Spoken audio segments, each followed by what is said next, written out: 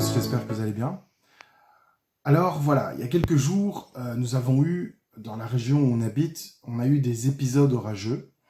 En peu de temps, on a le ciel qui s'est assombri et il a plu énormément. Et c'est là qu'on se rend compte de notre impuissance en tant qu'être humain face aux éléments de la nature. Lorsqu'en peu de temps, une grande quantité tombe du ciel. On avait dans les rues certains égouts qui débordaient. Il y avait des personnes qui postaient des vidéos, les voitures roulaient sur des rues où l'eau arrivait à la hauteur des pneus. Et quand je vois ce qui s'est passé dans notre région, c'est encore rien de comparable avec les inondations qu'il y a eu il y a quelque temps au Bangladesh. Je regardais le journal télévisé et je voyais les images du Bangladesh et la dévastation, la désolation, l'impuissance des gens. Des personnes avaient tout perdu. On voyait des agriculteurs qui ont vu leurs animaux, des éleveurs, ils ont vu leurs animaux être emportés par les flots. Il y avait un cultivateur qui expliquait qu'il avait essayé de sauver un tiers de sa récolte de riz et il est passé sous l'eau, sous l'eau, le riz était sous l'eau, il récoltait au plus vite ce qu'il pouvait et il essayait de le faire sécher à l'extérieur pour ne pas que son riz pourrisse entièrement. Et j'écoutais au travers de ce journal, j'écoutais encore le témoignage d'une personne sur place qui disait que la pluie, et c'est tellement vrai, que la pluie est à la fois une bénédiction et une malédiction. Et quand je regardais ce reportage, j'ai pas pu m'empêcher de penser à Noé et ses contemporains. Comment ils ont dû vivre cet événement, lorsque la terre fut inondée, lorsque Dieu a ouvert les écluses des cieux. Qui pouvait échapper à cette force de la nature? Qui pouvait échapper à l'eau? Tout est arrivé si vite, subitement. Rien ne laissait présager d'une telle catastrophe naturelle. Rien ne laissait présager de ce qui allait arriver. Qui s'était préparé? Noé. Noé s'était préparé, car Dieu l'avait prévenu. Et il s'est préparé parce que Noé a obéi. Est-ce que d'autres personnes furent sauvées? Non. Parce que contrairement à ses contemporains, Noé obtint la faveur de Dieu. On peut le lire dans Genèse 6, versets 8 et 9. Cependant, Noé trouva grâce aux yeux de l'Éternel. Voici l'histoire de Noé. C'était un homme juste et intègre dans sa génération, un homme qui marchait avec Dieu. Noé était différent de ses contemporains. C'était un homme juste, intègre et qui vivait une relation avec Dieu. Quand on lit Genèse 6, verset 5, on lit « L'Éternel vit que les hommes commettaient beaucoup de mal sur la terre et que toutes les pensées de leur cœur se portaient constamment et uniquement vers le mal. » On peut dire, dans un certain sens, que Noé ne vivait pas comme ses contemporains. Il vivait à contresens par rapport à sa génération. Et c'est ça la clé. Vivre à contre-courant du monde, mais dans le sens de Dieu. Vivre différemment du monde a sauvé la vie de Noé. J'irai même plus loin encore, a sauvé la vie de Noé, mais aussi celle de sa famille. Il écoutait Dieu et vivait sous son autorité, alors que le monde se fiait à sa propre sagesse. Qui, à part Noé, a écouté Dieu? Qui, à part lui, a construit un bateau? Et ici, on ne parle pas d'un petit bateau de pêche, mais d'une construction monumentale, ce qui lui a pris énormément de temps. Il y a consacré beaucoup de temps, pendant que ses contemporains continuaient à vivre normalement.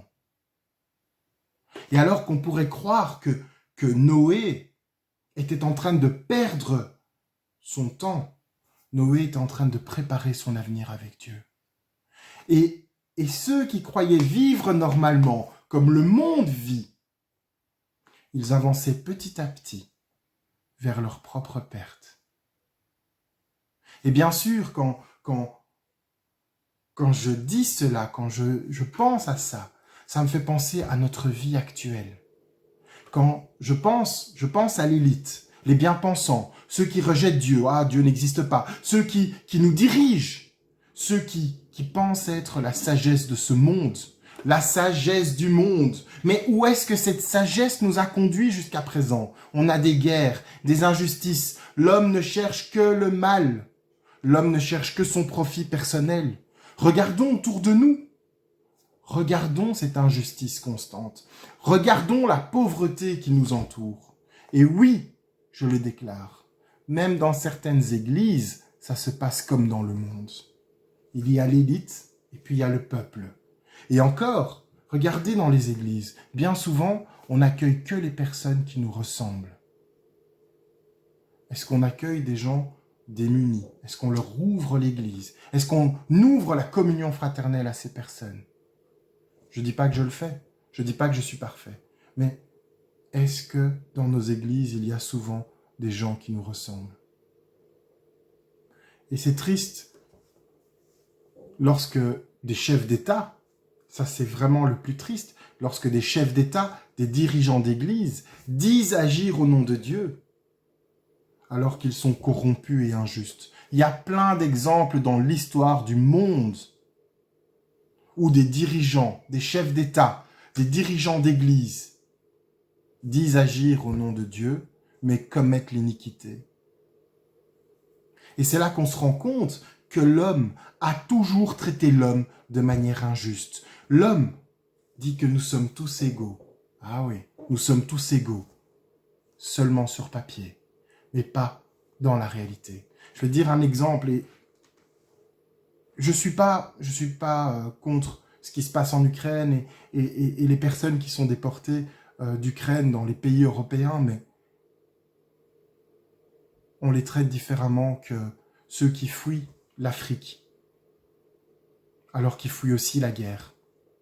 On les traite même différemment que certaines personnes qui sont, des sans-abri dans notre propre pays. On ne les traite pas comme ça. Ah, on est tous égaux.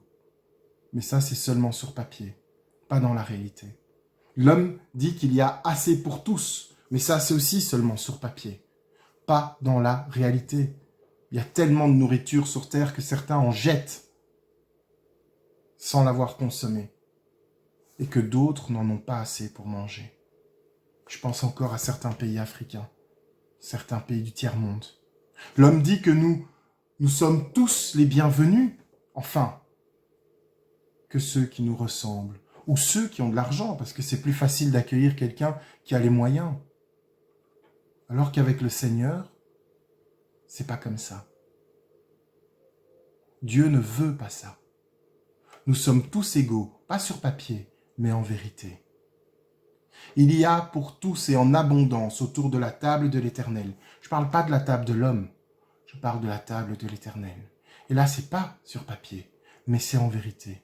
Nous sommes tous les bienvenus, enfin, tous ceux qui le veulent, sans obligation. Dieu invite.